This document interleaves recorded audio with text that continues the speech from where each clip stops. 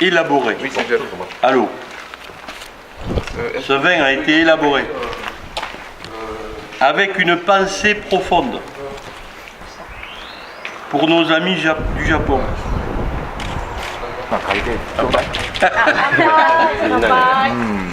Quelque chose d'un peu ancien, ça, cette partie-là, là, à peu près, je dirais, dans les 80 ans. Cette rangée de cuves a remplacé des grandes cuves en bois qui existaient avant. De pouvoir amener une petite touche un peu moderne de temps en temps dans quelque chose qui est ancien. Tiens, ils apprennent et vous pouvez continuer et améliorer. Mais ça, c'est ça un métier, ce n'est pas un emploi. On n'est pas vigneron, c'est pas un emploi vigneron, c'est un métier. D'accord. En fait, je suis persuadé d'une grosse croyance dans les ondes, n'est-ce pas, dans la positivité de l'ambiance. Et ça, c'est très important, à la fois pour la fermentation. Il faut que les raisins et la fermentation se passent dans un milieu, je dirais, reposé, tranquille. Voilà. C'est une variété particulière, parce que les cépages de table ici, je ne pense pas qu'ils doivent dépasser 12. Quoi.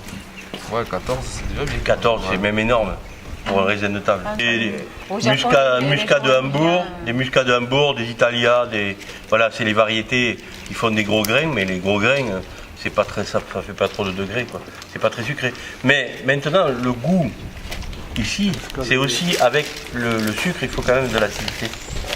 Donc c'est peut-être un choix. Ça commence à se clarifier. Et tout doucement, ça c'est un phénomène qu'il faut voir, c'est que ça c'est un vin qui est brut.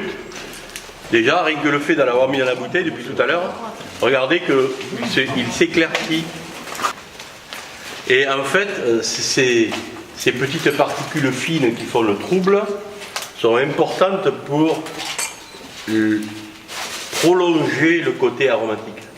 Donc on va le garder avec ce flou pour que le goût du chardonnay soit plus fort. Donc on n'est pas pressé là, parce que sinon on pourrait filtrer, on fait de suite un vin. Après, il y a une deuxième chose que l'on veut faire cette année là-dessus, c'est qu'on va pratiquer une malolactique. Donc il faut attendre, parce que cette année on a une acidité qui est assez forte. On va travailler là le chardonnay comme en Bourgogne, avec malolactique.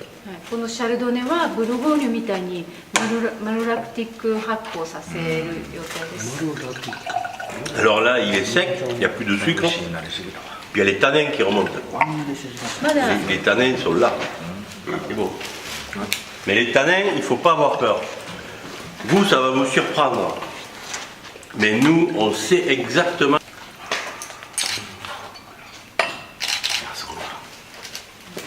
Ah ouais, ça c'est très fort, hein.